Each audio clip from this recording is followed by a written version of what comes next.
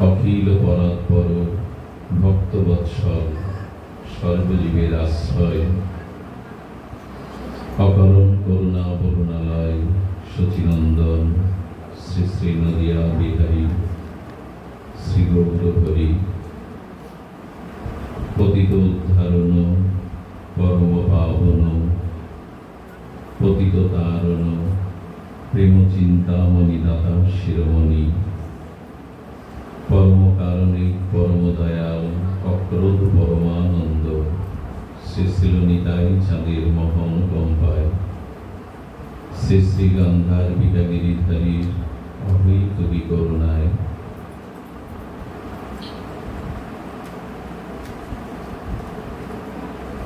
ভগবানের অসমর্থ মাধুর্যময় শ্রী নাম রূপ লীলা গুণবতার শুভারম্ভে অস্মাদীয় জীবনধন জীবন সর্বস্ব প্রাতঃস্মরণীয় পরম বন্দনীয় শ্রী শিল গুরু মহারাজের রাতুল আতুল পাবন পদার বিন্দে পরার্থ কোটি ধন্যবাদ প্রণতি।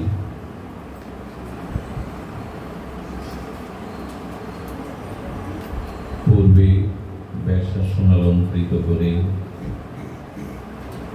যিনি আজকের এই মহিমান্বিত মহাতিথির প্রতিপাদ্য বিষয়ের উপরে আলোকপাত করছিলেন, আমাদের সকলের বন্দনীয় স্মরণীয় চরণ শ্রী নারায়ণোত্তম গোস্বামী পাদপদ্মে পরার্থ কোটি দণ্ডবৎ প্রণতি। সমাগত মহাপ্রভুর প্রিয় ভক্তগণ, সাধুজন, মহন্তজন, সুধীজন, জ্ঞানীজন, মান্যজন, শ্রদ্ধাশীলা, ধর্মশীলা, ধর্মমূর্তি, দেবীমূর্তি মাতৃগণ, সকল ভক্তচরণে সশ্রদ্ধ দণ্ডবৎ প্রণতি। আজ যে তিথি গৌড়ীয় বৈষ্ণবের কাছে, প্রতিটি গৌর ভক্তগণের কাছে এই তিথি বড় বন্দনীয়, স্মরণীয়। গৌরগণ মধ্যে সর্বগ্রগণ্য নামাচার্য শ্রীল ঠাকুর হরিদাসের আজ তিরোভাব তৃতীয় অনন্ত চতুর্দশী। বিশ্ব বৈষ্ণবের কাছে এই তিথি বড় মাননীয়, বন্দনীয়, স্মরণীয়। সেই তিথি স্মরণে ঠাকুরের দিব্য জীবন, তার মহামহিমা, যেভাবে রূপ সনাতন আচার্যপাদগণ, শ্রীজীব গোস্বামীগণ, কবিরাজ কৃষ্ণ গোস্বামী বা বৃন্দাবন দাস ঠাকুর যেভাবে বর্ণনা করেছেন, তাদেরই অনন্ত সিন্ধু হতে বিন্দু আত্মসদনের জন্য প্রচেষ্টা করব আপনাদের প্রসন্ন কৃপায়। বঞ্চিত হস্মি, বঞ্চিত হস্মি, বঞ্চিত হস্মি ন সংশয়। গ্রন্থকার বলছেন, আমি বঞ্চিত হলাম, আমি বঞ্চিত হলাম। পুনরায় বলছেন, আমি বঞ্চিতই হলাম, এতে কোনো সংশয় নেই। বঞ্চিতটা কি হলাম, বঞ্চনার বিষয় কি? বলছেন, বিশ্ব আজ শ্রীমান মহাপ্রভুর রসে, গৌর রসে, নিতাই রসে, নাম রসে, ভক্তি রসে মগ্ন হল, কিন্তু সেই গৌর প্রেমরস আমাকে বিন্দুমাত্র স্পর্শ করল না। এটাই আমার বঞ্চনা। সারা বিশ্ব আজ গৌর রসে মগ্ন, ভক্তি ধর্ম, হরিনাম ধর্ম, প্রেম ধর্ম সারা বিশ্ব মগ্ন হয়ে গেল, কিন্তু আমাকে তা স্পর্শ করল না, এই জন্য আমি বঞ্চিতই রয়ে গেলাম, বঞ্চিতই রয়ে গেলাম, বঞ্চিতই রয়ে গেলাম। কোনো কিছুর অভাব না জাগলে সেই বস্তু প্রাপ্তির আকাঙ্ক্ষা জাগে না। অর্থের পেছনে দৌড়ায় অর্থ প্রয়োজন বলে, পিপাসার কারণে পিপাসা নিবারণকারী শীতল জলের অন্বেষণ করি, প্রয়োজন ছাড়া অভাববোধ ছাড়া বস্তুর অন্বেষণ কেউ করে না। তা আমি যে গৌর রসে বঞ্চিত হলাম, এই অভাবটা তো আগে জাগাতে হবে যে আমি বঞ্চিত রইলাম, আমি পেলাম না কিছু, সেই ভাব আছে কি আমার? বেশ তো আছি, কোথায় বঞ্চনা? তো গ্রন্থকার এই অভাববোধটা জাগাতে বলছেন। কোন বস্তুর অভাববোধ না জাগলে সেই বস্তু পাওয়ার জন্য ব্যাকুলতা জাগে না, চেষ্টা থাকে না। দেখুন, আমরা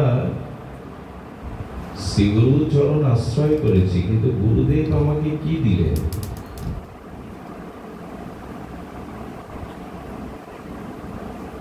আমরা গুরু অষ্টকে কি বলি?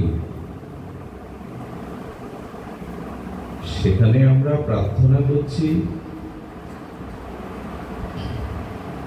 এই যে সংসারের দাবানল, সেই দাবানল হতে, সংসারের বিষ হতে গুরুদেব আমাকে রক্ষা করলেন।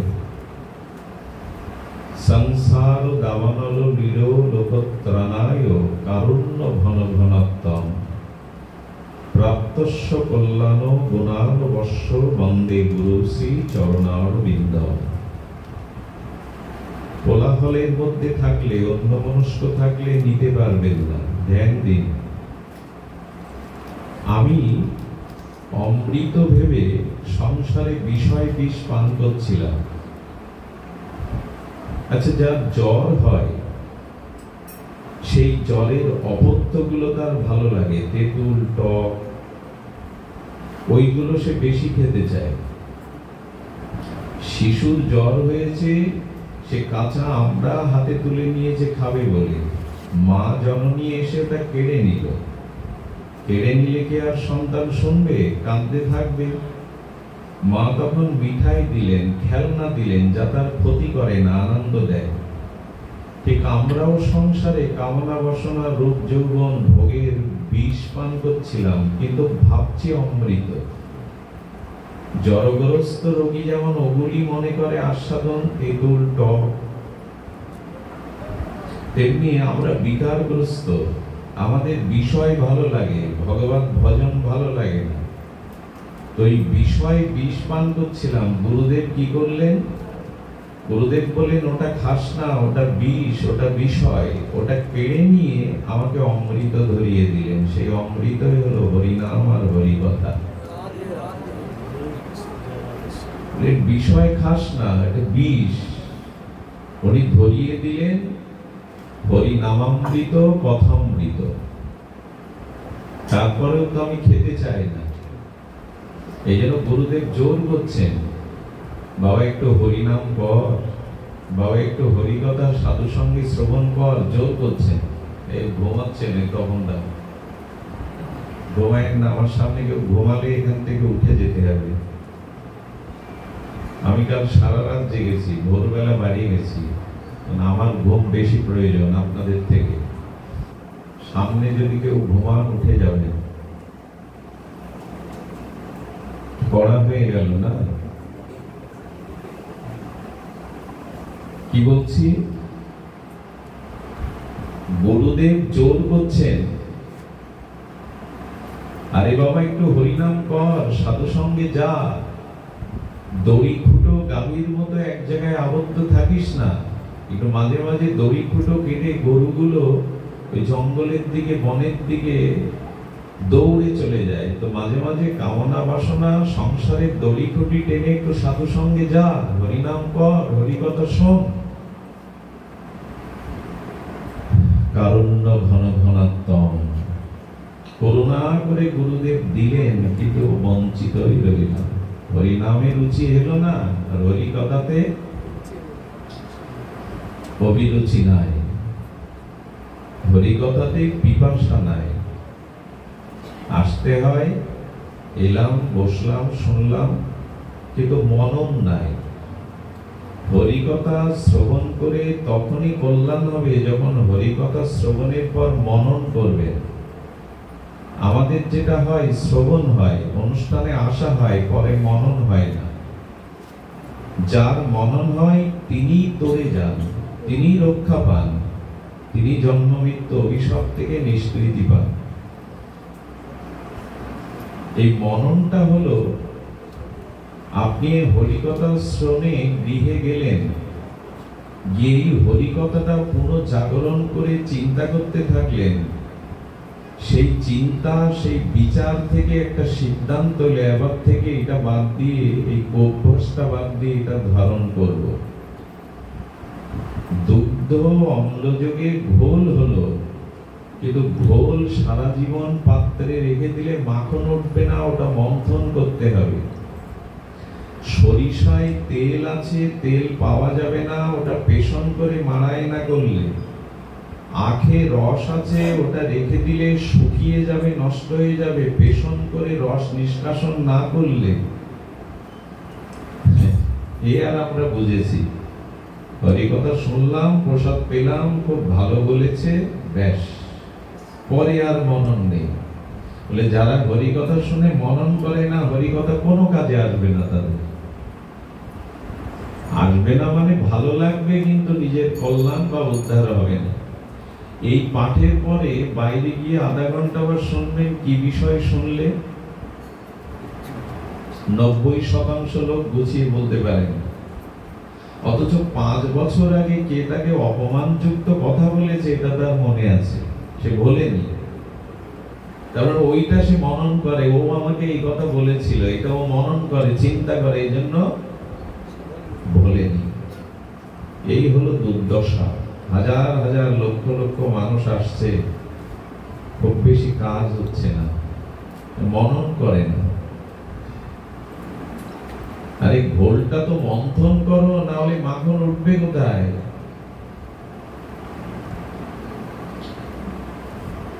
সৎসঙ্গে এলে কি হয়? এই যে ভগবত সঙ্গে এসেছেন, কি হয়? পূর্ণ হয়? একদমই না। গ্রহদোষ কাটে? একদমই না। টাকা পয়সা বৃদ্ধি পায়? কি মনে হয় এখানে এলে টাকা পয়সা ধনী হওয়া যায়? কি হয় এখানে এলে? এখানে এলে কি হয়? পূর্ণ হয় না, টাকা পয়সা বৃদ্ধি হয় না, গ্রহদোষ নষ্ট হয় না, কি হয়?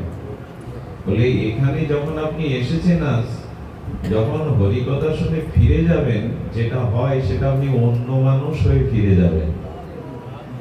যে মানুষটা এখানে এসেছিলেন, যাওয়ার সময় আপনার বিবেক, আপনার বিচার অন্য কিছু হয়ে ফিরে গেলেন, মানে নূতন মানুষ হয়ে ফিরে গেলেন। এটাই সৎসঙ্গের সফলতা।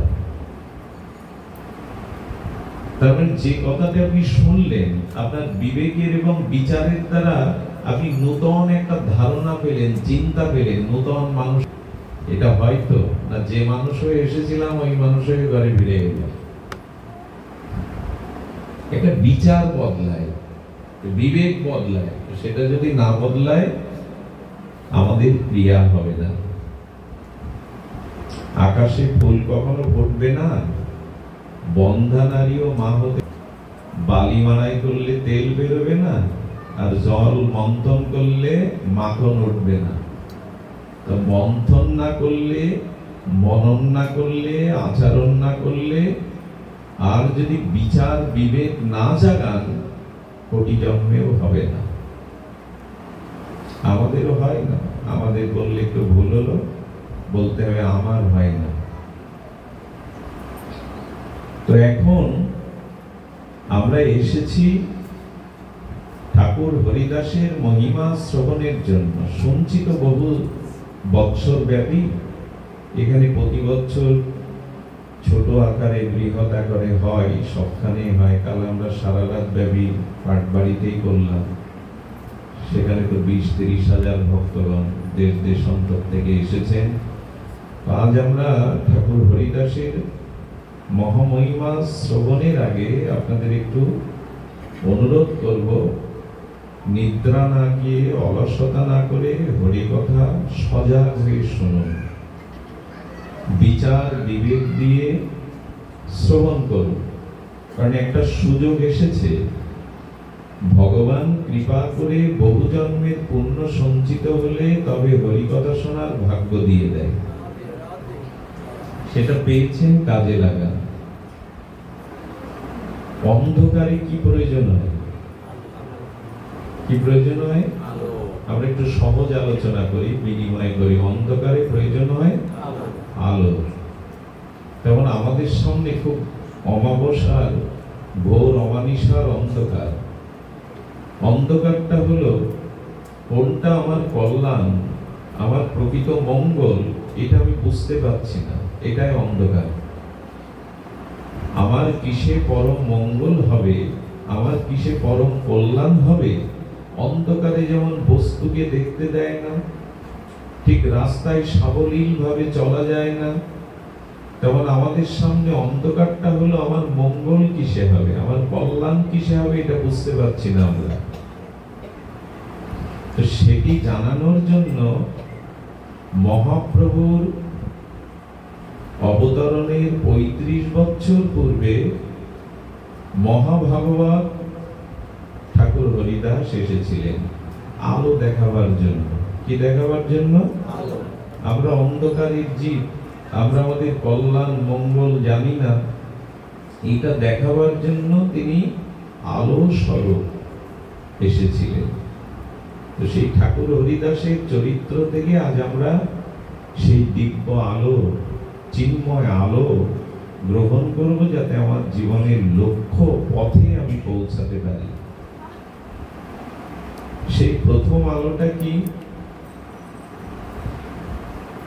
দেখুন, ঠাকুর হরিদাস যে আলোটা আমাদের সামনে এনেছেন, সেটা প্রথমেই উনি বলছেন যে হরি নামের আলো। শুধু কলিযুগে না, সব যুগেই নামের মহিমা প্রকট ছিল। প্রহ্লাদ তো কলিযুগের ভক্ত না, ধ্রুব তো কলিযুগের ভক্ত না, সব যুগেই নামের মহিমা ছিল। তো সেই নাম বিশেষ কলিযুগে, আমাদেরই বর্তমান নিতাই চৈতন্যের কলিযুগের নাম হলো যুগ ধর্ম। আর সেই নামের আচার্য হলেন, চিন্তা করা যায়, সর্বসাধন শিরোমণি, সর্বসাধনের সারাৎসার, সর্বযুগের নাম প্রধান, তন্মধ্যে কলিযুগে যুগ ধর্ম, এবং এটাই জীবের একমাত্র ধর্ম। সেই নামের আচার্য মহাপ্রভুও না, নিতাই চাঁদও না, অদ্বৈত আচার্যও না, গদাধর না, শ্রীবাস ঠাকুরও না। মহাপ্রভুর ৩৫ বছর আগে এই মহাভাগবত হরিদাসই হলেন নামাচার্য, নামের আচার্য। তো এই জন্য প্রথমেই তিনি প্রদীপ জ্বেলেছেন। এই কাল কবলিত ঘোর অন্ধকারে হরিনাম হলো আলো। জ্বালিয়েছি তো, সন্ধ্যাবেলা ঘরে প্রদীপ জ্বালাতে, এটা জানি। বৈদ্যুতিক বাল্বগুলো জ্বালিয়ে দিতে হয় সন্ধ্যা হলে, এটা জানি। কিন্তু জীবনকে আলোকিত করার জন্য হরিনামের আলো জ্বলতে হয়, এটা বুঝি। সন্ধ্যাবেলায় ঘরে আলো জ্বালেন কিনা আপনারা? রাস্তায় চলতে গেলে একটা আলো ব্যবহার করেন কিনা?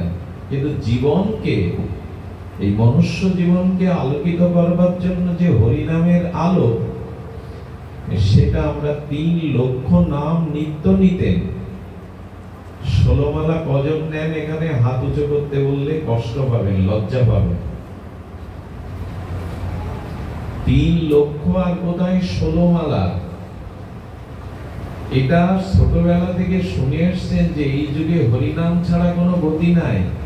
যা যজ্ঞ তপস্যা যাই করুন, হরিনাম ব্যতীত এই যুগে কোনো গতি নাই। এই কথা ৮ থেকে ৮০ বছরের সবার মুখস্থ, ঠোঁটস্থ।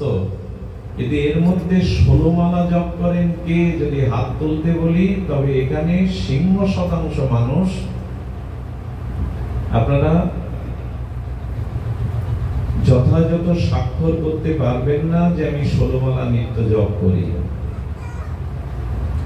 তো এই জন্য হরিদাস ঠাকুরের আদেশ নাম, আচ্ছা মহাপ্রভু বলছেন হরিদাস নাম সংখ্যা অল্প করো, বৃদ্ধ হয়েছে 3 লক্ষ সংখ্যা পূরণ করতে হবে না, আর তোমার নাম মহিমা জগতে ব্যক্ত হয়ে গেছে, লক্ষ্যহীরা উদ্ধার হয়েছে, মায়া দেবী শিষ্য হয়েছে, তোমার মুখের কথায় সাপ চলে গেছে, আর জগৎ হরি নামে মেতেছে, এবার সংখ্যা অল্প করো। আমাদের যদি মহাপ্রভু বলতেন আর তোমার নামটা নেওয়া লাগবে না, 2-4 বার বলো, আনন্দ হতো কিনা? বেঁচে গেছি। যদি মহাপ্রভু আমাদের হরিদাসের মতো বলতো আর তোমার অনেকবার নাম করেছো, বহু বছর করছে, এইবার আর নামটা বেশি করা লাগবে না, গঙ্গায় ডুব দিয়ে উঠতাম। কিন্তু হরিদাস বলছেন না প্রভু, আমি অন্ন ছাড়তে পারি, জীবন ছাড়তে পারি, কিন্তু সংখ্যা নাম ছাড়তে পারবো না। মহাপ্রভুর কথার কেন আচার্য তিনি? স্বয়ং নামই বলছেন সংখ্যা অল্প করো, উনি বলছেন না প্রভু। সাক্ষাৎ মৃত্যু সামনে, তবু তিনি বলেছিলেন, সেই শাসকের সম্মুখেই বলেছিলেন, খণ্ড খণ্ড হয় যদি যায় দেহ প্রাণ, তবু না বদনে ছাড়িব। অথচ সেই নাম যিনি 3 লক্ষ করলেন, দরকার নেই 16 মালাও করি না, তা আলো কোথায়? অন্ধকার অন্ধকার বলে চিৎকার করছে, রোগ যায় না, শোক যায় না, জ্বালা যায় না, ভয় যায় না, যাবে কি করে? অন্ধকারে তো পথ চলতে পারবেন না আলো না জানলে। হরি নামের আলোই তো জ্বালানো হয়নি, তো পথ পাবেন কি করে? আমি পাবো কি করে? এই কথা কি শুনে কাল থেকে মানবেন আপনারা? মানবেন না। শুনেছেন বহুবার, মানেননি। কেউ মেনেছেন, সিংহভাগ মানুষ মানেনি। 3 বেলা ভোজনের সময় হয়, সকাল থেকে এর মধ্যে একজন লোক নাই যে 1 বেলাও খাননি, কিন্তু 1 বেলা ভোজন করেছেন কতক্ষণ? এর উত্তর কি দিবেন? আচ্ছা, ভোজন আর ভজন 3টে অক্ষর, ভ বর্গীজ দন্তান্ন, ভোজন। আর ভোজনে একটা গন্ডি দেওয়া, একার আর ওকার, মানে একটা গন্ডি দেওয়া। এর অর্থ কি জানেন? ভোজনের একটা সীমা আছে। আপনি 4-5 ঘন্টা ধরে খেতে পারবেন? ক্ষুধা নিবৃত্তি হলে আকান্ত ভোজন করলে পরে আর খেতে পারবেন? এই জন্য একটা ব্র্যাকেট দেওয়া আছে, গন্ডি দেওয়া আছে, বেশিক্ষণ খেতে পারবেন না। কিন্তু ভোজন ব্র্যাকেট দেওয়া আছে, যত করবেন তত আরো স্পৃহা ক্ষুধা বাড়বে। কিন্তু সেই খাইতে শুইতে উঠিতে যত করবেন বাড়বে, কিন্তু ভোজন 3 বেলা হয়, ভোজন না। আমরা মঙ্গল চাবো কোন মুখে? আমরা আমাদের কল্যাণ চাবো কোন মুখে? ঠাকুরকে লজ্জা দেওয়া হবে। মহাপ্রভুর তিনি বারণ করছেন যে বৃদ্ধ বয়সে সংখ্যা অল্প করো। হরিদাস বলছেন, প্রাণ যদি যায়, দেহ যতদিন আছে, সংখ্যা নাম কমাবো না। এইসব কথা বলে কি হবে? ভালো লাগবে মিষ্টি মিষ্টি করে বলছো, এখানে তো ভালো লাগবে। ভালো লাগাটা বড় কথা না, আচরণটাই মেনে নেওয়াটাই। তাড়াতাড়ি মেনে নিন, সময় ঘুরিয়ে যাচ্ছে। যাই হোক, আলো জ্বালছেন ঠাকুর। আর কি আলো? ঠাকুরের মধ্যে ছিল দৈন্য। কি ছিল? দীনতা। বলে প্রেম লাভ করতে গেলে, মহাপ্রভুকে আনন্দ দিতে গেলে, ভগবানের করুণা লাভ করতে গেলে তোমাকে দৈন্যতা চাই। দৈন্যতাটা হলো আপনারে হীন জ্ঞান, অযোগ্যতা বুদ্ধি। দৈন্য মানে কি বললাম? আপনারে হীন জ্ঞান, অযোগ্যতা বুদ্ধি। মানে আমি সবার থেকে হীন এবং আমি সবার থেকে অযোগ্য। এর ফল তো বাইরে বিপরীত, সবাই যোগ্য। কারোর সামনে বলতে যাবেন তুমি অযোগ্য, যেই বলবেন কুরুক্ষেত্রে শুরু হয়ে যাবে। এই জন্য আপনাদের শুরুতে একটু সতর্ক করি। সতর্কটা হলো এই যে যার মধ্যে দৈন্য নেই সে ভজন করেও প্রেম পাবে না। যার ভিতরে দৈন্য নাই, দীনতা নাই, সে গৌর ভজন করে, হরিনাম ভজন করে প্রেম পাবে না। এই জন্য মহাপ্রভু হরিদাসকে জড়িয়ে ধরতে যাচ্ছেন, বলছেন হরিদাস পিছাচ্ছ কেন? বলে আমি পামর, আমি হীন, আমি অস্পৃশ্য, আমাকে স্পর্শ করো না। মহাপ্রভু বলছেন তোমাকে স্পর্শ করছি আমি পবিত্র হব বলে, তুমি পিছাচ্ছ কেন? মহাপ্রভু ভুল বললেন? এক কথা বলুন, ভুল বললেন? তো মহাপ্রভুর মধ্যে অপবিত্রতা কোথায়? স্বয়ং রাধা কৃষ্ণ মিলিত তনু গৌর হরির মধ্যে অপবিত্রতা আছে? তিনি বলছেন কেন যে আমি তোমাকে স্পর্শ করছি আমি পবিত্র হব বলে? মহাপ্রভুর মধ্যে অপবিত্রতা কল্পনা করাটাও অন্যায়।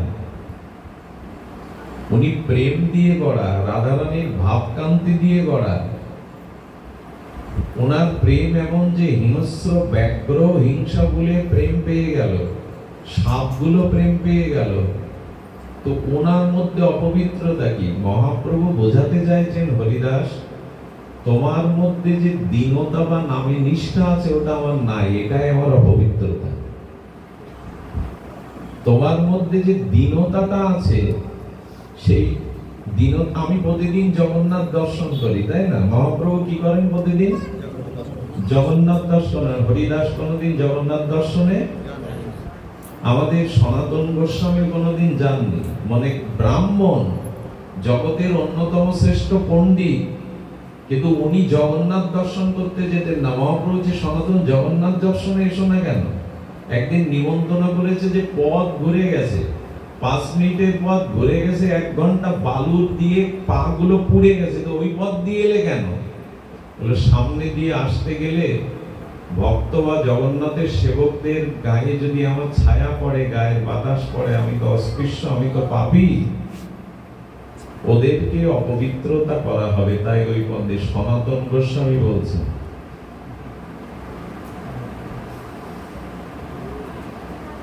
হরিদাস ঠাকুর জগন্নাথ দর্শনে যেতেন না, নিজেকে অস্পৃশ্য ভাবতেন, এসব কল্পনা করতে পারবেন? মহাপ্রভু বলছে তোমার মধ্যে যে দৈন্য আছে ওটা আমার নাই, তাই তোমাকে জড়িয়ে ধরছি তোমার স্পর্শে, যাতে তোমার মতো আমার দৈন্য হয়। সেই দীনতা কোথায় আছে? আমি গতকালকে একটা প্রসঙ্গে বলেছিলাম, আবার শুনুন, অনেকেই ছিলেন না, প্রসঙ্গটা শুনুন। অভিমান যার আছে, অভিমান মানে গর্ব, সে রূপের, ধনের, বংশের, বিদ্যার, পাণ্ডিত্যের, বড়ত্বের অভিমান যার আছে, অভিমান ও সুরাপানম। আচ্ছা, যিনি মদ খেয়ে মাতলামি করে তাকে পবিত্র বলেন কেউ? তার সংস্পর্শে ভালো লোক যায়? তো বলছেন সুরাপান করলে মানুষ যেন অপবিত্র হয়, তেমনি অভিমানটা সুরাপানের ন্যায় সমান। যার অভিমান আছে সে অপবিত্র, তার সংস্পর্শে গেলে যে যাবে তারও পতন হবে। এই জন্য অভিমানী জীবের কাছে যাবেন না। আর অভিমানটা হলো সুরাপানের ন্যায়, মদ পানের ন্যায় অসুচিতা। আর যার গর্ব আছে, গর্ব তো আজ আমাদের পেয়ে বসেছে, যার যেটুকু গুণ আছে অল্প বিস্তর, তার একটা গর্ব আছে। এই গর্ব হলো গৌরব, হলো রৌরব। আমার কথা না, গৌরীয় মহাজনের কথা। গৌরব হলো রৌরব। রৌরব মানে 28 প্রকার নরকের অন্যতম নরক হলো এই রৌরব নরক। যার ভিতরে গৌরব আছে, জাতির গৌরব বা যা কিছুর গৌরব, সে নরক যাত্রী হবে, রৌরব নরকে পতিত হবে। নরক আর গৌরব, রৌরব একই। শুনলাম এরপরে গৌরব করার কি আছে? এইগুলো চারিদিকে তাকিয়ে দেখুন, আমার মধ্যে সবগুলো পাবেন, আপনি খুঁজে দেখুন আপনার মধ্যেও পাবেন। এইগুলো সংশোধন করার জন্য এখানে আসা। এই যে হরিবাসর, এই যে হরিকথা, ভাগবত সঙ্গ, এইগুলি শুধু ভালো মানে ঘটনা, ভালো লীলা এগুলি না, এগুলো শিক্ষা নেওয়ার জন্য আসা। আর যার মধ্যে প্রতিষ্ঠা আছে, যশ খ্যাতি প্রতিষ্ঠা, বড় হতে চায়, মালা পেতে চায়, সম্মান পেতে চায়, দর্জনের মধ্যে আমার নাম ঘোষণা চাই, পত্র পত্রিকায় আমার নাম ওঠা চাই, মানুষের মধ্যে দাঁড়ালে যাতে লাইন দিয়ে মানুষ আমাকে প্রণাম করে, হ্যাঁ, আমার যাতে চারিদিকে যশ খ্যাতি সুনাম ছড়িয়ে পড়ে, আমার মতো কে আছে? বললেন যার ভিতরে এই প্রতিষ্ঠা আছে সেটি হলো শূকরের বিষ্ঠা। আচ্ছা, শূকরের বিষ্ঠা এত হেয়, এত অপবিত্র, ওটা গায়ে লাগলে আপনি নিজের ঘরে উঠবেন? জামা কাপড়ে লাগলে ওই অবস্থায় ঘরে উঠবেন?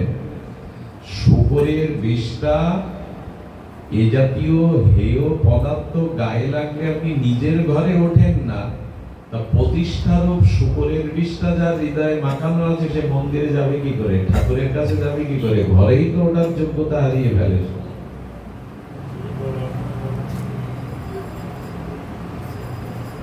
আমাদের এই দীক্ষা শিক্ষা নিয়ে যে আমরা এই পথে চলছি, তিনটে ডাকাত সামনে আসে, লাভ, পূজা, প্রতিষ্ঠা। এরা সব কেড়ে নেয়। ডাকাতরা যেমন, দস্যুরা যেমন কেড়ে নেয়।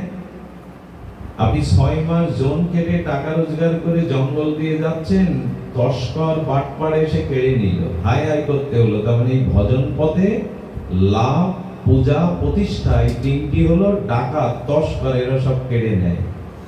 এই তিনটে থেকে যদি সাবধান থাকতে পারেন তবে ভজন বাঁচাতে পারবেন। আর এটি বাঁচানোর একমাত্র উপায় হরিদাসের মতো দীনতা।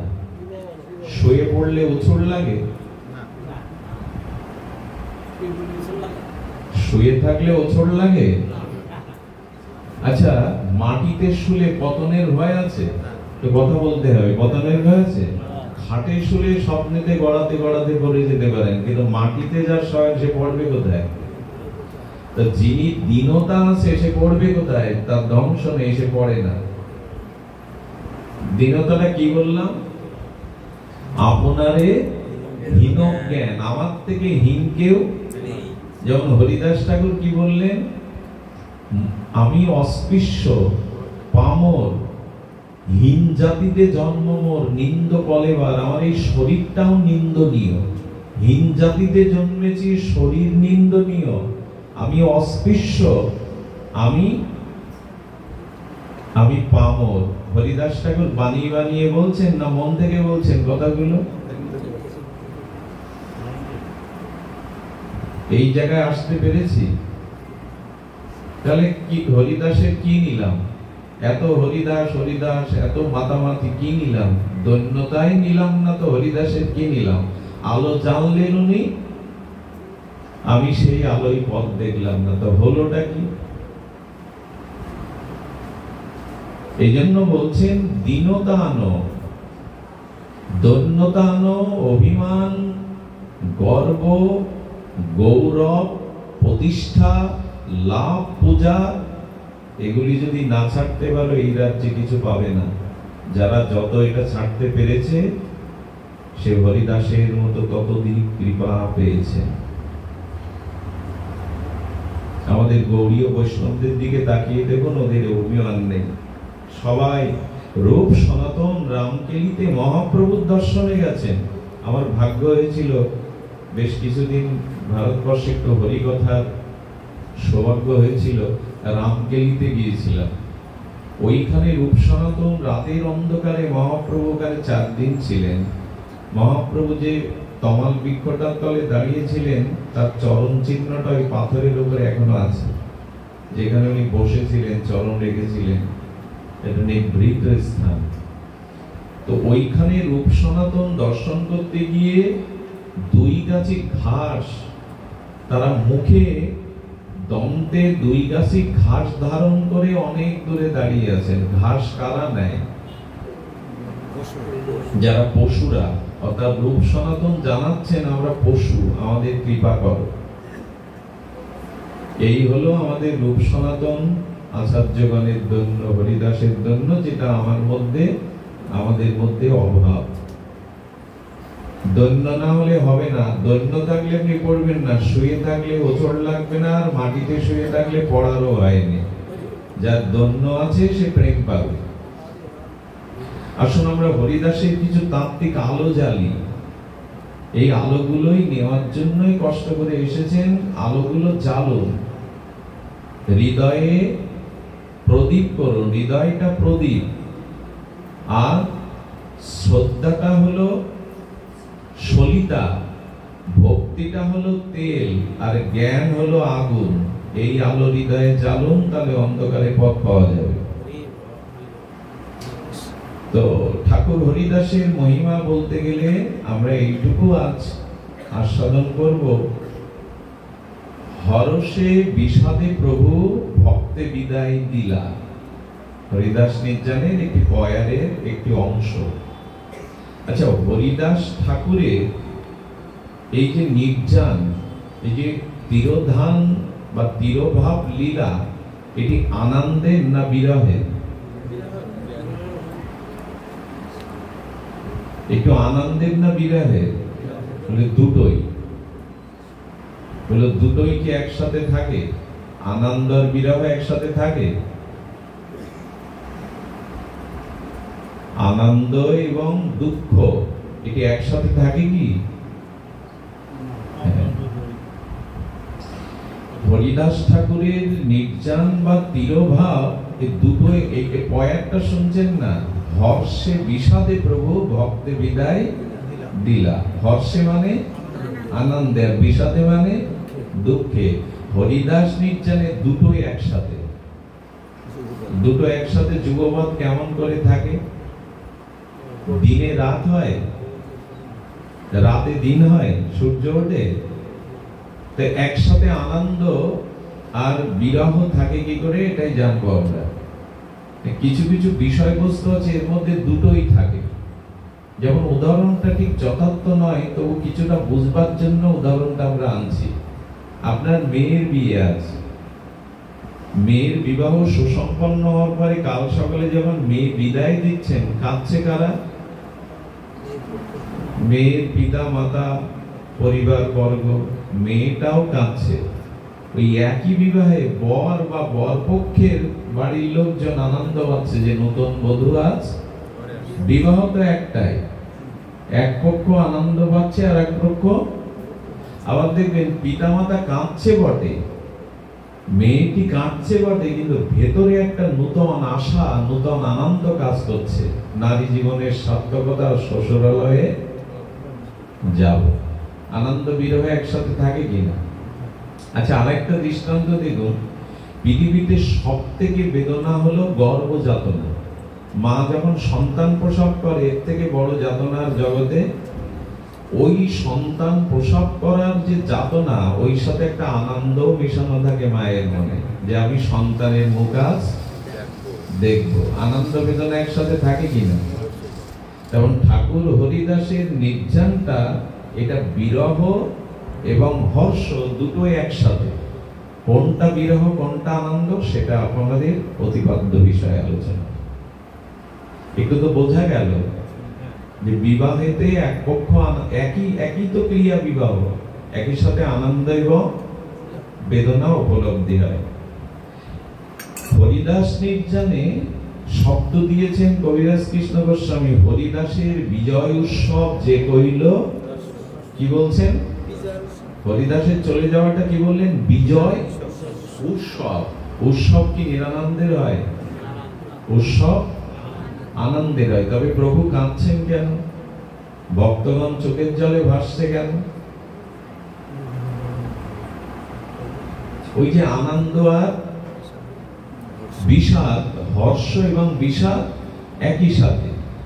আচ্ছা, টাকার জন্য, সংসারের জন্য, রোগ অসুখের জন্য, শত্রু ভয়ের জন্য যখন কাঁদি, সেই কান্নাটা আনন্দের না দুঃখের? সেটা দুঃখের, শত্রু ভয়ে, রোগ শোকের ভয়ে। কিন্তু যখন ভগবানের জন্য কাঁদেন,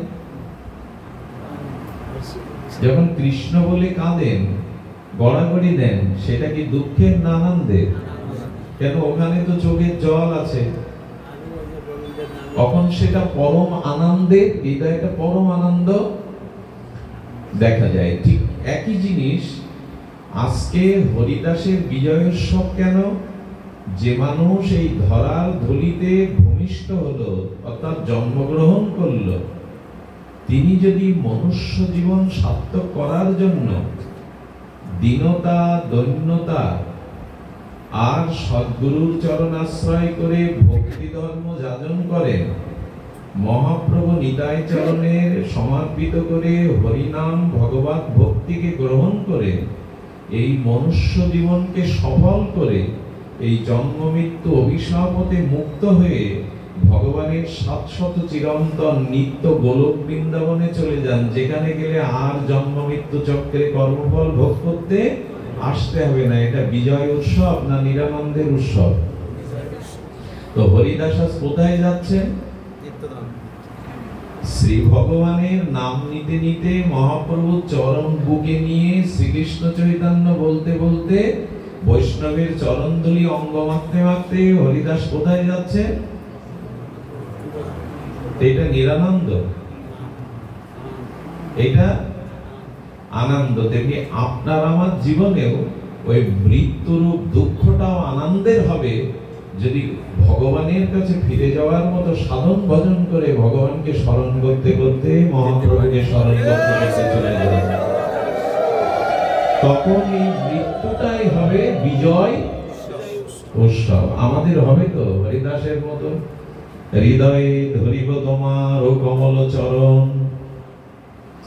নয়নে হেরিব তোমার ও চন্দ্র বদন, জিহ্বায় উচ্চারিব শ্রীকৃষ্ণ চৈতন্য নাম, এই মতো ইচ্ছা মোর ছাড়িব পরাণ।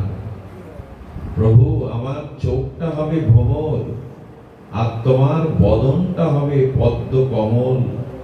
সেই পদ্ম কমলের কোষ হতে, তোমার বদনের পদ্ম কমল কোষ হতে তোমার মাধুর্য মধু আমার নয়ন ভ্রমণ যেন পান করতে পারে শেষের দিনে। কি শব্দ, কি অনুভূতি! হে গৌর হরি, তোমার বদনটা হলো প্রস্ফুটিত দিব্য চিন্ময় কমল দলের মতো, পদ্ম কোষের মতো, আর তোমার ওই বদনের মধ্যে আছে প্রেম সুধা, প্রেম মধু, আর আমার এই নয়নটা যেন ভ্রমর হয়ে তোমার বদন কমলের মকরন্ধ প্রেম ভক্তির মধু পান করতে পারে। কি বড় ইচ্ছা! আর কি তোমার ওই রাঙা চরণ যেন আমি হৃদয়ে ধারণ করতে পারি, আর জিহ্বাতে যেন তোমার নাম নিতে নিতে চলে যেতে পারি। এটা দুঃখের। আমাদের হবে তো এরকম যাওয়ার সময়? আমাদের কি হবে জানেন? এক 80 বছরের বিষয়ী বৃদ্ধ মারা যাচ্ছে, স্ত্রীকে বলছে, ওগো তুমি কোথায়? আমি তোমার পায়ের কাছে বড় খোকা, বাবা আমি তোমার ডান হাতে মেজ খোকা, আমি তোমার বাম হাতে ছোট খোকা, আমি মার পাশে। বেটা সব এখানে, তো দোকানে কে? এই হলো আমাদের দশা। বেটা সব তোর মরে যাচ্ছে সশটে, যে দোকানে কে? এই হলো আমাদের দশা। আমাদের আর কমল বদন, আমাদের আর চরণ নয়নে ধরতে হবে না। সারা জীবন তো ওই অভ্যাস করেনি, ওই দিকে তো তাকায়নি। জমিগুলো কি হবে, ব্যাংকে টাকাগুলো হবে, ছেলেগুলো কি করবে, এই চিন্তা নিয়ে হলাম, আর তাতে ওইখানে আবার এলাম। বরদ যদি হরিণের চিন্তা করে মরায়, হরিণ হয় আপনার আমার কি হবে, আর ব্যাখ্যা করে লাভ কি? নিজেই জানি যে সারা জীবন কি ভাবলাম। খুব ভুল হয়ে যাচ্ছে, ভগবত স্মরণ না করাটা ভুল হয়ে যাচ্ছে। শেষ পরীক্ষায় পাশ করা যাবে না। হরিদাস পেরেছিলেন কারণ একটি মুহূর্ত তিনি বৃথা ব্যয় করেননি। প্রেম ভক্তি লাভের জন্য অব্যর্থ কালোত্তম বলেছেন, কোন সময় যেন বৃথা ব্যয় না হয়। বৃথা ব্যয় 60-70 বছরের বৃদ্ধরা বিকেলে তাসের আসর বসায়, টেক্কামার, সাহেবমার, বিবিমার 8-10 জন পেছনে থাকে। এই হলো সময় কাজে লাগানো। সন্ধ্যাবেলা বন্ধু বান্ধব নিয়ে চায়ের আড্ডা, মন্দির পাশে পড়ে রয়েছে, ওখানে প্রদীপ জ্বালাবার লোক নেই, হাতে তালি দিয়ে ভগবানের নাম। বাজারে চায়ের দোকানে ঝড় উঠলো, রাজনৈতিক আলোচনা, সামাজিক আলোচনা। কি হবেটা ওখানে বসে এক গাদা লোক বিড়ি খাচ্ছে চায়ের দোকানে, তাদের মুখের একটু ধোঁয়াগুলো আমার গায়ে লাগছে, ওখানে ভালো লাগছে, মন্দিরের ধূপের গন্ধ ভালো লাগে না। তো এতে আর মরার সময় তোমার কমল বদন আর তোমার চরণে শুধু শুনতে ভালো লাগে, আচরণের নেই। এই জন্য বলছেন যে অভ্যাস করো, কোনো সময় বৃথা যেতে দিও না, সময় পাবে না। এই জন্য ঠাকুর হরিদাস নিত্য নিরন্তর, ওই যে বললাম আলো জ্বেলেছিলেন, কিন্তু সেই আলোই পথ আমাদের দেখা হয়নি। উনি আলো জ্বেলেছিলেন যে সময় ব্যয় করো না, নিত্য নিরন্তর ভগবানকে স্মরণ করো। যে মুহূর্তটা ভগবানকে স্মরণ করবে না, সেই মুহূর্তটাই ক্ষতি হয়ে যাবে, বিষয় বাসনা এসে চিত্তে ঢুকবে। আমরা অতখানি উন্নত না, তবে চিন্তাটা করুন, ভগবানকে স্মরণটা করুন। তবে এই স্মরণ আসবে না সাধু সঙ্গ না পেলে। এই ভাবনাটা আপনার উদয়ও হবে না কোনো জন্মে যদি সাধু সঙ্গ না করেন। আমি প্রায়শ একটা কথা বারবার বলছি যে আচ্ছা, যেখানে অক্সিজেন নির্মল, বাতাসটা নির্মল, সেখানে গেলে আপনি সুস্থ বোধ করেন কিনা? সেখানে আপনি সুস্থ বোধ হয় কিনা? যেখানে অক্সিজেন এবং বাতাসটা নির্মল। আর যেখানে দূষিত বাতাস, অক্সিজেন দূষিত, বাতাস দূষিত, সেখানে গেলে কষ্ট হবে কিনা? একটা বাতাসের যদি এই গুণ থাকে, তো যারা ভজন করে সত্য সাধু, তাদের পাশে গেলে আপনি সুস্থ বোধ করবেন কিনা? সুস্থ চিন্তা আসবে কিনা? কিন্তু সেই সৎসঙ্গই তো হয়নি। আচ্ছা, মহৎ সঙ্গ সৎসঙ্গ হয়েছে বোঝা যাবে কি করে? যদি অসৎসঙ্গ আপনি ত্যাগ করেন, তখনই বোঝা যাবে যে আপনার জীবনে সৎসঙ্গ হয়েছে। কিন্তু দুটোই তো চালাচ্ছি, দুটোই একসাথে চলছে। এখানে হরিনামও করলাম আর উঠে গিয়ে বিড়ি টেনে এনে আবার বসলাম, দুটোই চলছে। ওষুধও খাবো, কুপত্য রোগ আর সেরেছে। কি ডাক্তার, রোগ সারবে? কুপত্য খাবে। এখানে একজন ডাক্তার আছে, এই জন্য বললাম যে কুপত্য খাবেন, আবার ও হাঁপানির রোগ বিড়ি টানবেন, আবার ওষুধ খাবেন, কাজ হবে? অসৎসঙ্গ ছাড়লেন মানেই আপনি সৎসঙ্গ করেছেন। এই জন্য আমাদের উচিত হলো সৎসঙ্গের বাতাস লাগানো। পিঙ্গলা সেজে গুজে বেশ্যা দুতলায় পর পুরুষের জন্য অপেক্ষা করেছে সারা রাত, সেদিন কেউ আসেনি, ও পথে কেউ আসেনি। ভোরবেলা বলছে, আরে সেজে গুজে অলংকার করে পর পুরুষের জন্য সারা রাত অপেক্ষা করলাম, কেউ এলো না। আমি যদি পর পুরুষের না করে পরম পুরুষ গোবিন্দের অপেক্ষা করতাম, তো ভগবান পেয়ে যেতাম। হরিবল তো দিলেন, হাত তো তুললেন, জিজ্ঞাসা করলেন না এতদিন এই কাজ করছে, আজ ওর মনে এই ভাবনা জাগলো কেন? এতদিন তো ওই কাজই করছে, আজকে প্রভাতে ওর ওই চিন্তা এলো কেন? এলো কেন জানেন? একজন সাধু, ওর ওই দুতলার নিচে ফুলের বাগান করা ছিল প্রতিটা, ওই বাগানে বসে সাধু সারা রাত ভজন করেছে। ওনার গায়ের বাতাস গিয়ে লেগেছে, তাতে ওর বিবেকার বিচার ফিরে গেছে। ওই দিন সব ছেড়ে চলে গিয়েছিল, লক্ষ্য হীরার মতো। যতদিন শুদ্ধ ভক্তের সাধুর বাতাস না লাগবেন, সঙ্গ না করবেন, ততদিন অসৎসঙ্গ যাবে না। একটা বেছে নিন। অম্বলে আদা দেন মায়েরা? অম্বলে আদা দেন? কথা বলেন না কেন? দেয় মা? দেয় না।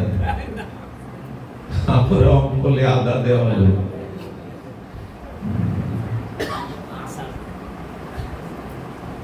দুটোই চলছে আমাদের, সৎসঙ্গও চলছে বেশ। ঠাকুর হরিদাস লক্ষ্য হীরা মায়া দেবীকে শোধন করলো। আমরা শোধন করে মরুক, অন্যকেই দূষণ করছি।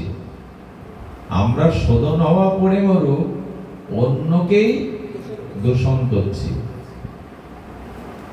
এই জন্য হরিদাসের তত্ত্ব কথা শুনতে হবে, মানে আগেই বলেছে আলো জ্বেলেছেন উনি, ওই আলোতে পথ দেখতে হবে। সুধীজন লক্ষ্যহীরাকে ইশারায় বলতেন, সেজে গুজে আসলে বলতেন, আমার একটা কর্তব্য আছে, আমার একটা কর্ম আছে, এটা সম্পন্ন করলে তোমার ইচ্ছা পূর্ণ করব, নিরাশ করছেন না, তুমি বসো, আমার কাজটা শেষ হলে তোমার ইচ্ছা পূর্ণ করব। 3 দিন ধরে ঠাকুরের কাছে প্রার্থনা করছে, নামের কাছে, ও আসছে, ওর চিত্ত শুদ্ধ করো, হে নাম, ওকে শুদ্ধ পথ দেখাও। কোন ভগবানের প্রিয় ভক্ত যদি আপনার জন্য ভগবানের কাছে চোখের জলে কোনো প্রার্থনা করে না, ওটা ভগবান মঞ্জুর করে নেন। এই জন্য শুদ্ধ ভক্তের কাছে যেতে হয়, তারা আপনার কল্যাণের কথাটাই বলে।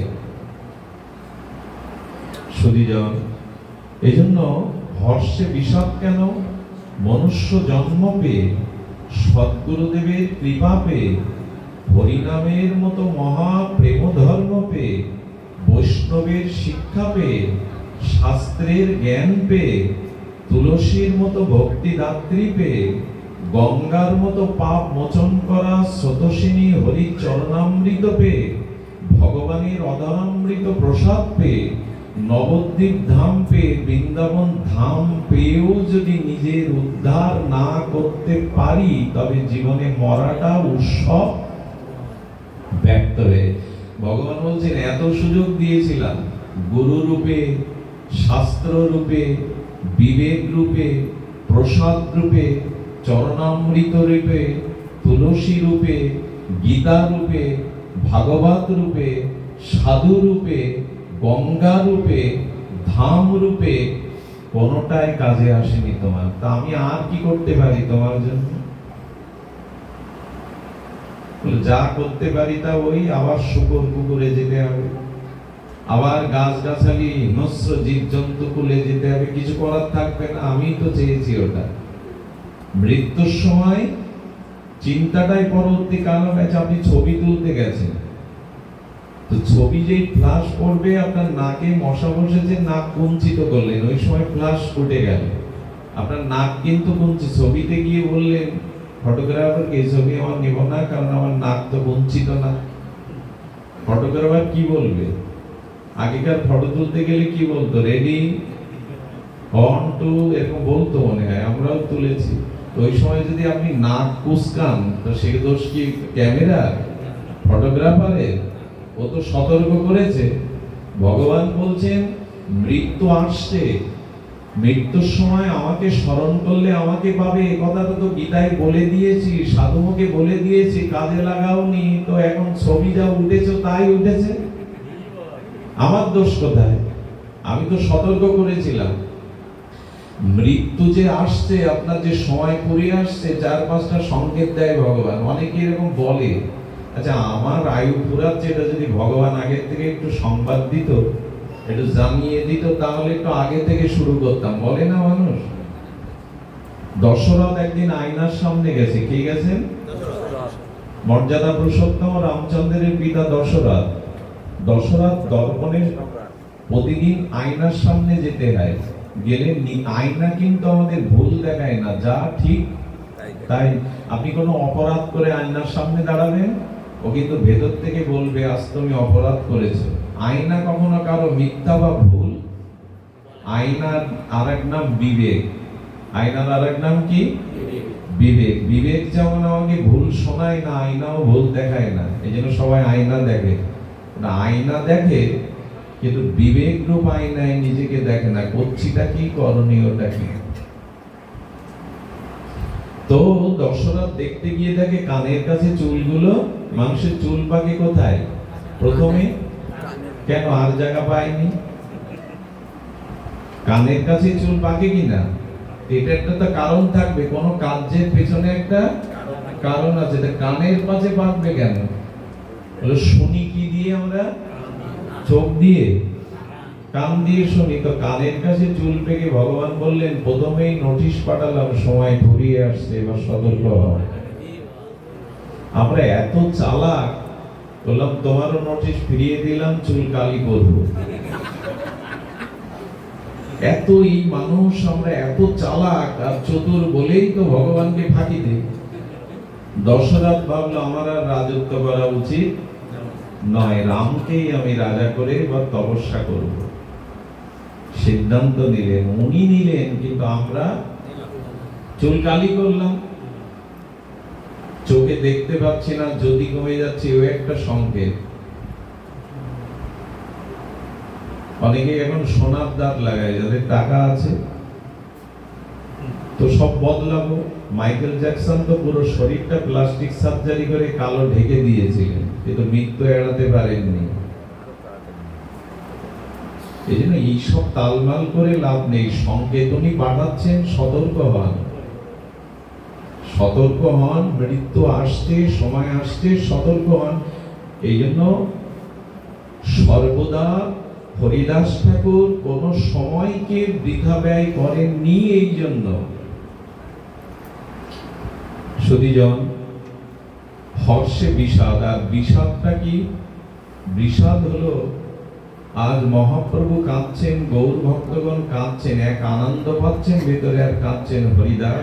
হরিদাস চলে গেল প্রাণে বাঁচা, আর কেউ 3 লক্ষ নাম শোনাবে না।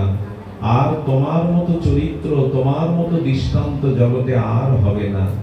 তুমি ছিলে তাই হরিনামের প্রদীপ জেগেছিল, তুমি ছিলে তাই মানুষের দৈন্যের আলো জ্বেলেছিল। হরিদাস আজ সব নিভে গেল। এটাই হলো ব্যথা। এই পৃথিবীতে সব থেকে বড় ব্যথা ভক্ত হারানোর ব্যথা। দুঃখ মধ্যে কোন দুঃখ সার, কৃষ্ণ ভক্ত বিনা দুঃখ নাহি আর। জীবনে যদি ভক্ত হারাইয়ে ফেলেন, এটার থেকে বড় দুঃখ আর নেই। ভক্তকে হারানোর থেকে বড় ব্যথা, বড় দুঃখ আর নেই।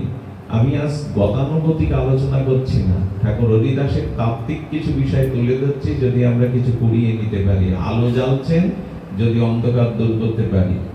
গতানুগতিক আলোচনা আমরা কাল করেছি 2 ঘন্টা ধরে। তার সেই বিরহ নির্যান লীলার প্রতিটি অক্ষর, প্রতিটি মুহূর্তকে আমরা উপভোগ করেছি। আজ আলো জ্বালবার দিন, আর সেই আলোতে মহাপ্রভুর যাতে বঞ্চিত না হয় প্রেম ধর্মে, সেই আলোকে আলোকিত হওয়ার দিন। আচ্ছা, সিদ্ধ বকুল কেন? আর কোন বকুল গাছ সিদ্ধ না। হরিদাস ঠাকুর যে বকুল তলে নাম করছেন, ওই বকুল গাছটার নাম কি? সিদ্ধ বকুল। আর কোন বকুলের নাম সিদ্ধ না, ওইটা সিদ্ধ বকুল কেন? খুব মার্মিক কথা, যদি শোনেন এক পা এগিয়ে যেতে পারবেন। যদিও আমি অত্যাচার করবো না, আপনারা গরমে কষ্ট পাচ্ছেন, এখানে ফ্যানগুলোর ব্যবস্থা আছে বিধায় একদিন তেমনি পূর্বে শরীর। কেউ কেউ আবার ভাবে নদীর তো আর বুঝতে পারবো না পড়বে, আজ তো বুঝছি। আচ্ছা, খুব কঠোর রৌদ্র, 50 ডিগ্রি তাপমাত্রা, খুব জ্যৈষ্ঠের বৈশাখের কঠোর রৌদ্র, ওর মধ্যে আপনাকে দাঁড় করানো হলো, আপনি কষ্ট পাবেন না আনন্দ পাবেন? তাপ পাবেন। কিন্তু ওই কঠোর তাপের মধ্যে, 50 ডিগ্রি তাপ গরমের প্রবাহের মধ্যে আপনি রৌদ্রে, জ্যৈষ্ঠ বৈশাখের রৌদ্রে দাঁড়িয়ে আছেন, কিন্তু বরফ জ্বলা, মানে বরফ বিগলিত ঠান্ডা জল দিয়ে কলসি কলসি আপনার মাথায় ঢালা হয়, তাপ অনুভব হবে? আচ্ছা, এই যে এখন অনেকেই গা ঘামছেন, কষ্ট পাচ্ছেন, এখন যদি এসিটা 30 বা 32 চালিয়ে দিয়ে ঘরের দর বন্ধ করেন, গরম অনুভব হবে? তার মানে গরমের মধ্যেও শীতল থাকার উপায় আছে, ওই রৌদ্রের মধ্যেও শীতলতা পাওয়ার উপায় আছে। অনেকেই পাটে গিয়ে পাখা টানতে টানতে আর হরিকথার দিকে ঘুম এসে যায়, বাতাস পায়।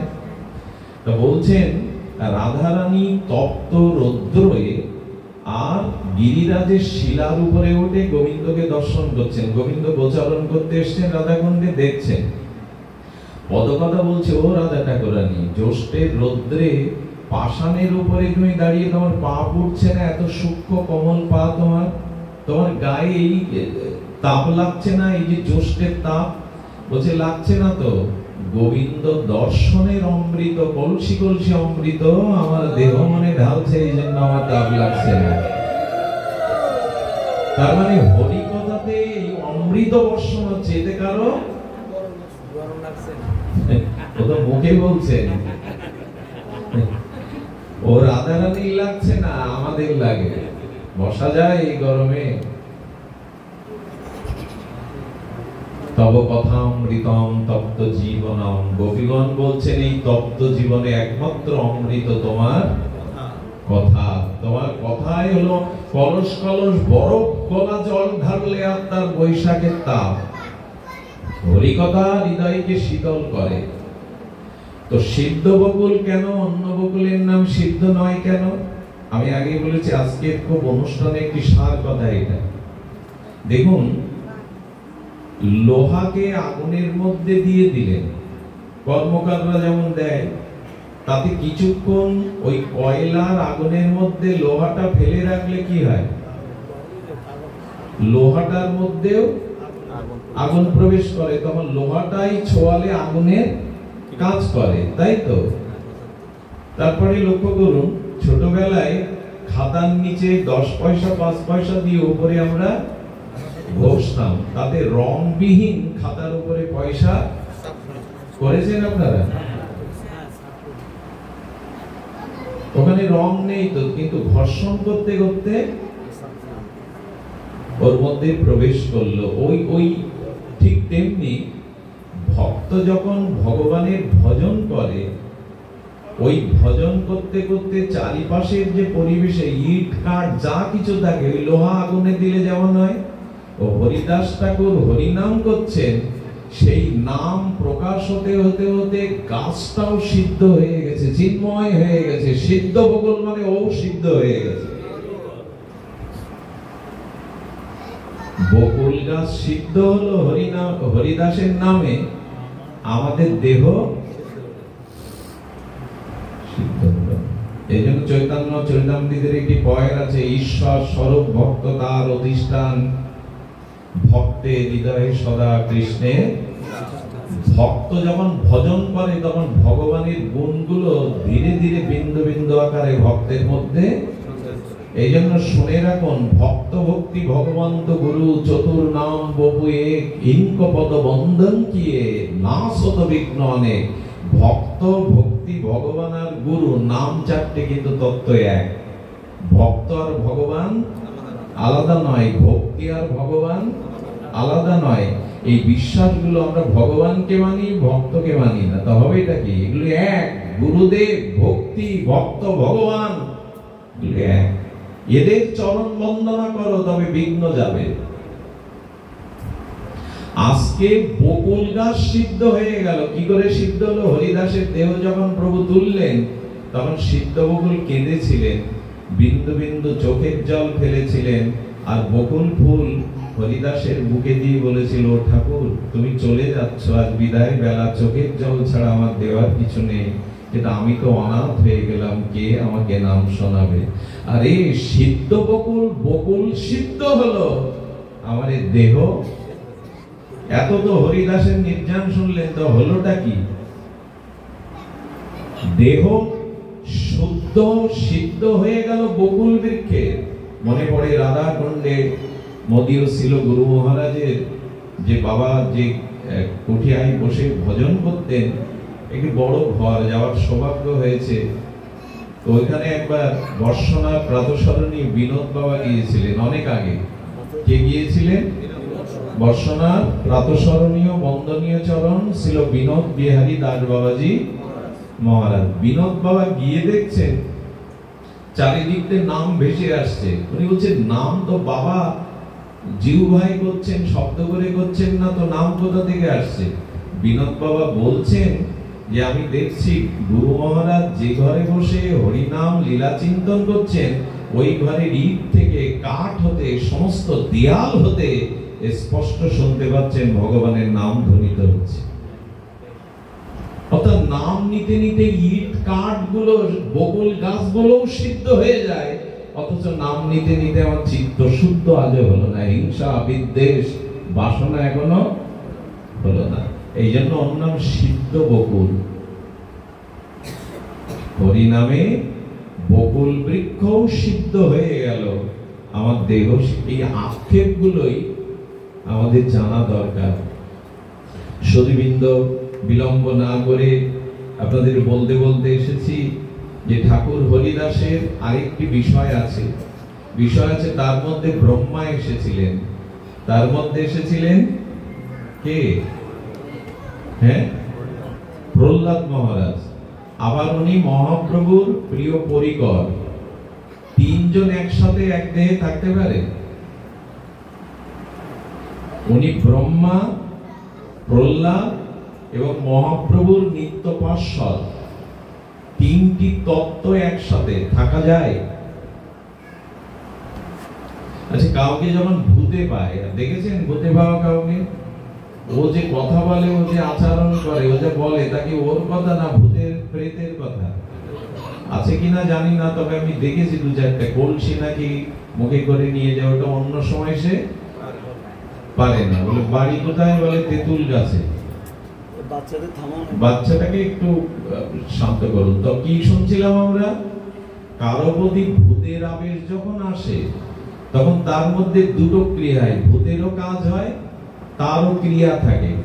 এটা যদি জগতে ভূতে পাওয়া রোগী হয়, তবে হরিদাস ঠাকুরের মধ্যে একাধারে ব্রহ্মা, একাধারে প্রহ্লাদ মহারাজ, একাধারে মহাপ্রভুর পরিকর, তিনজন একসাথে এসেছিলেন। এই জন্য ব্রহ্ম হরিদাস বলা হয়। ব্রহ্মার অবতার, এর কারণও আছে। অনেকেই বলে যারা হরিনাম করে, হাসে, কাঁদে, নাচে, গায়, নৃত্য করে, এরা জ্ঞানী না, এরা পণ্ডিত না, তাই এই ভাবকেলি করে, ভাবাবেগ করে।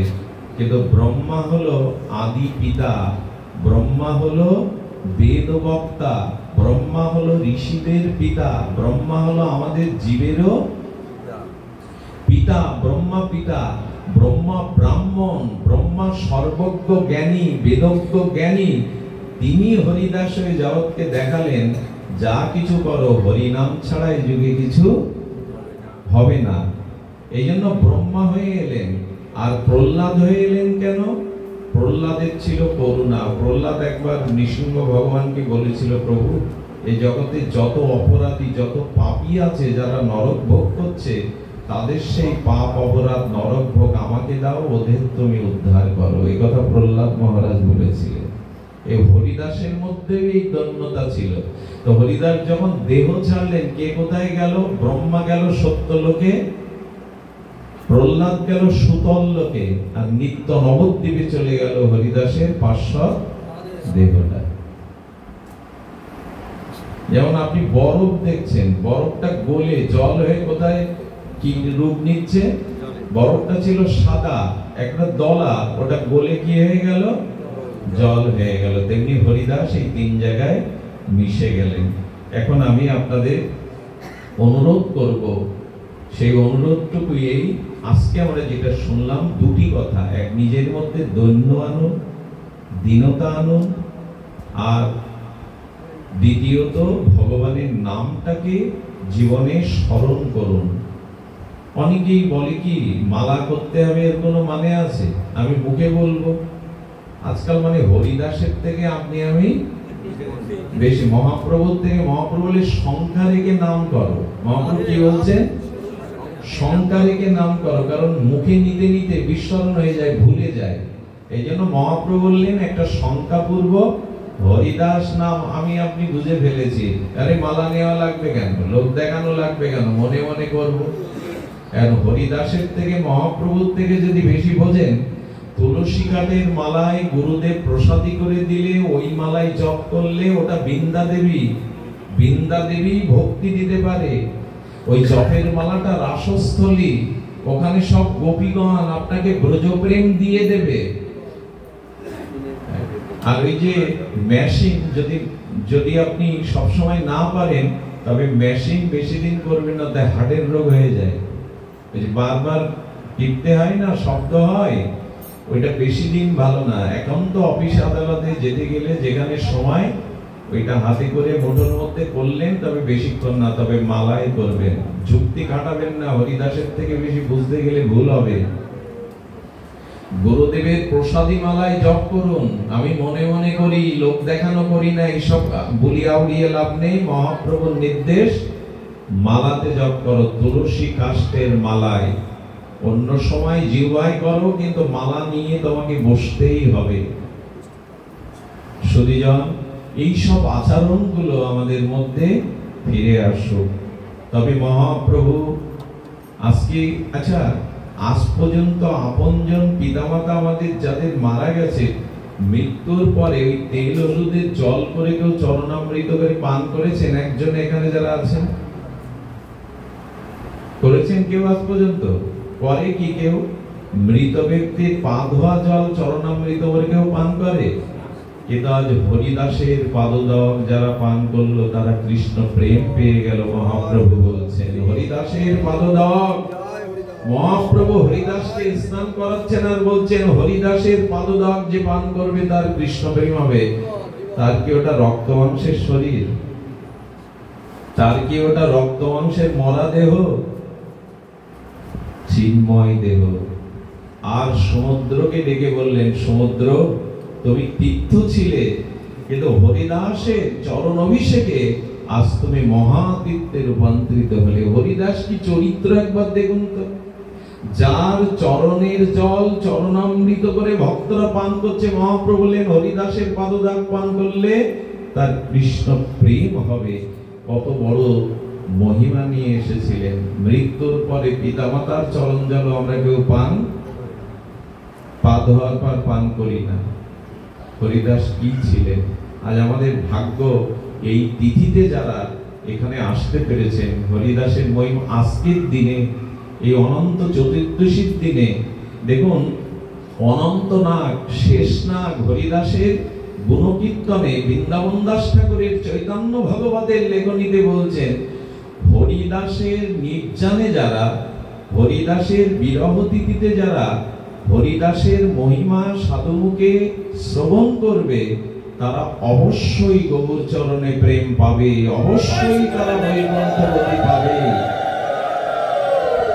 এবং বলছেন, এবং এও বলছেন, ঠাকুর হরিদাসের না, হরিদাসের দাসেরও দাসের যারা সঙ্গ পাবে, তারা প্রেম ভক্তি পেয়ে ধন্য হয়ে যাবে। হরিদাসের দাসেরও দাসের যারা সঙ্গ পাবে, এত বড় মহিমা ঠাকুর হরিদাসের, যে তার দাসেরও যারা সঙ্গ পাবে তারা কৃপা পেয়ে যাবে। এই জন্য তো মহাপ্রভুর এত অবদান। মহাপ্রভু ভিক্ষা অন্য কারো জন্য করেননি, ঠাকুর হরিদাসের জন্য আঁচল মেঘে ভিক্ষা মেতেছেন। শিব বিরিঞ্চি বাঞ্ছিত, যার চরণ সেবার জন্য আজ্ঞাবাহী, অন্নপূর্ণা যাকে সেবার জন্য সর্বদা উন্মুখ হয়ে থাকেন, সেই অজ ভব আজ্ঞাকারী অন্নপূর্ণা যার দাসী, তিনি আজ ভিক্ষা মানছেন ভক্তের জন্য। হরিদাসের চরিত্র কত উজ্জ্বল, কত উন্নত। ভগবান নিজে কারোর জন্য এইভাবে ভিক্ষা করেননি, ঠাকুর হরিদাসের জন্য ভিক্ষা করলেন। আমি সন্ন্যাসী, আমার কাছে এক কানা করিও নাই, আমি হরিদাসের মহোৎসব কি করে করব? প্রভু চিন্তা করলেন সন্ন্যাসীর একমাত্র ধর্ম ভিক্ষা করা, তাই প্রভু আঁচল পেতে দিয়ে ভিক্ষা করলেন। ওগো, ভক্তের জন্য ভগবান ভিখারিও হতে পারে। এই দেখো, ভক্তের ভগবান, তিনি নিজে ভিক্ষা চাইছেন। এর থেকে বড় চরিত্র জগতে আর আসেনি। ভক্তের জন্য ভিক্ষা করছেন গৌর হরি নিজে। ব্রহ্মা বৃঞ্চি যার আজ্ঞাবাহী, তিনি আজ ভিক্ষা মানছেন। এত বড় চরিত্র এই ঠাকুর হরিদাসের। আর আমাদের দুঃখ, এই ক্যারাগাছিতে, এই বেনাপোলেই সারা বিশ্বের মানুষ আজ হরিদাসের মহিমা শুনছে, আর আমরা তার পাশের মানুষ হয়ে আজ হরি নামে আমাদের রুচি হলো না। এই কলঙ্ক কোথায় রাখবো আমরা? আজ তার দেশের মানুষ হয়ে, তার পাশের প্রতিবেশী হয়ে, আসলে প্রদীপের গোড়াটাই অন্ধকার থাকে, সেই অবস্থা আমাদের। আমি এই সুজন বিজন দা, তার পরিবারের প্রত্যেকেই হরিদাসকে ভালোবেসে তাদের জীবনে আজ এই পথ চলা। তারা যেভাবে ঠাকুরকে ভালোবেসেছেন, এই গৃহটার নাম করেছেন হরিদাস কুটির। তাদের জীবনের আজকে তারা ছবি চাপিয়ে হরিদাস ঠাকুরের বিগ্রহ ঘরে ঘরে লীলাচলে পর্যন্ত তাদের বিগ্রহ। ভারতবর্ষে আমি যখন পাঠে যাই তারা হাজার হাজার কপি দিয়ে দেয়। তারা হরিদাসের নামে গোপনে কত কত কি লোককে ঘেরি পিটিয়ে জানতে দেয় না।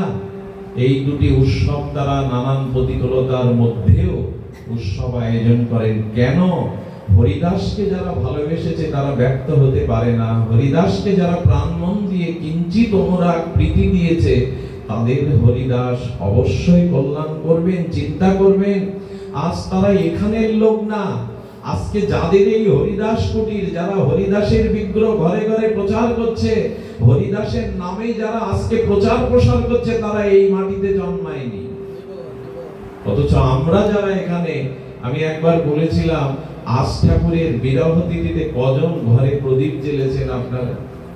কজন ঠাকুর হরিদাসের নামে একটা মালসা ভোগ দিয়েছেন? হে ঠাকুর, তুমি আমার প্রতিবেশী হয়েছিলে, তুমি ব্রহ্মা, তুমি এসেছিলে এই জগতের অনন্য চরিত্র হয়ে, আজ তোমার প্রতিবেশী তোমার নির্জনে একটা মালসা ভোগ দিলাম, দুটো প্রদীপ জ্বালালাম। কজন করেছেন আপনারা?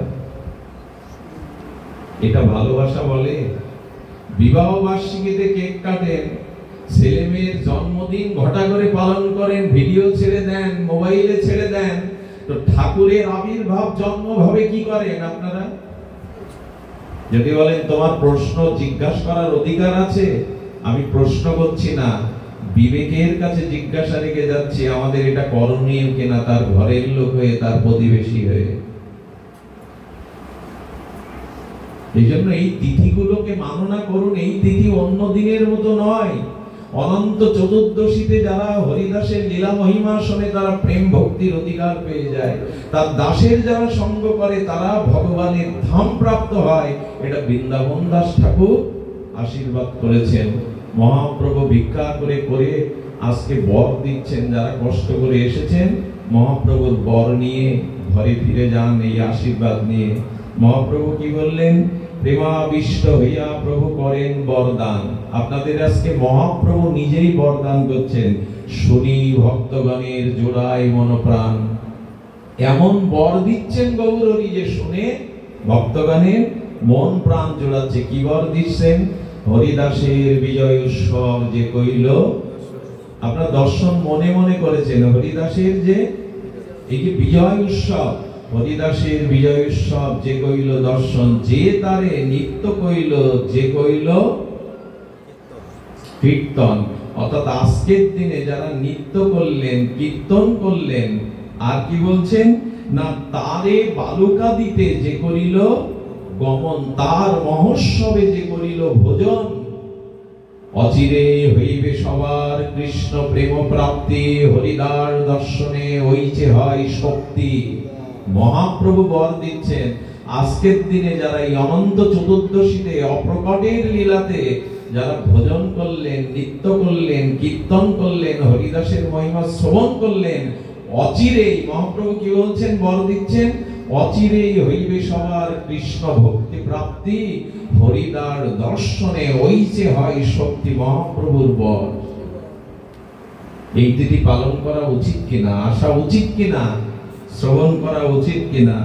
হরিদাস কৃপা করে কৃষ্ণ ওরে দিয়েছিল, মহাপ্রভু ব্যথা পাচ্ছেন, কৃষ্ণ কৃপা করে এমন সঙ্গ দিয়েছিল কিন্তু আজ আমি হারিয়ে বসলাম। হরিদাসকে মহাপ্রভু যাওয়ার বেলায় বলেছিল, হরিদাস তুমি আমায় ছেড়ে চলে যাচ্ছ কেন? আমি তোমার যোগ্য নই বলে? আহা, আমাকে ছেড়ে কেন চলে যাচ্ছ? আমি তোমার যোগ্য নই বলে? কিন্তু হরিদাসের সেই একটাই উত্তর, প্রভু আমি সেই অভিশপ্ত দিন দেখতে চাই না যেদিন লীলাচল হতে তুমি অপ্রকাট হবে। সেদিন থেমে যাবে এই আনন্দ সংকীর্তন মধুর কলরা, সেদিন জগন্নাথের দেউলের আনন্দ যাত্রা থেমে যাবে, সেদিন গণ্ডিতা মার্জন রথাগ্রে নর্তন, সেদিন বন উপবনে বন ভজন, সেদিন এই আনন্দের প্রেমের হাট ভেঙে যাবে, সেদিন জগন্নাথের এই লীলা চলে আকাশে অভিশপ্ত হাহাকার উঠবে, হা গৌরাঙ্গ, হা গৌরাঙ্গ।